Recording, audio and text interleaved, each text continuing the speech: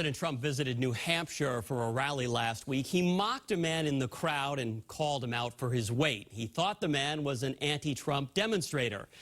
Thing is, the guy turned out to be a supporter. WBZ's Tiffany spoke to that man in Woburn tonight, and he says it's all good. Most people would be offended, even a little embarrassed by being called fat, especially by the President of the United States of all people, but not this Trump supporter. He called it a rewarding experience. Frank Dawson says there are no hard feelings after he was singled out by President Donald Trump in a jam-packed arena.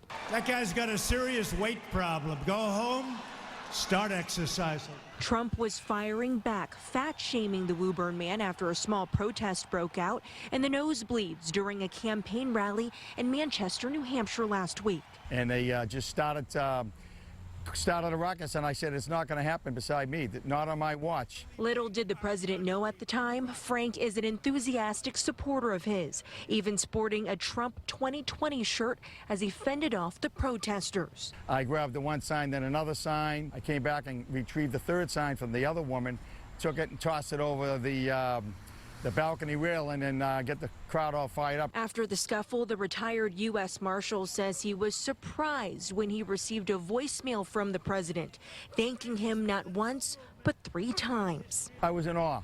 The President of the United States of America, leader of the free world, is calling little old me, one of millions of supporters, to thank me for what I did at the arena that night. As for those overweight comments, get him out of here, please. Frank says he's not offended at all. The certified spin instructor says he's chalking it up to an honest mistake. I think the guy's doing a great job, so that's why I went to the rally. And Frank says this incident does not change his vote in the 2020 presidential election.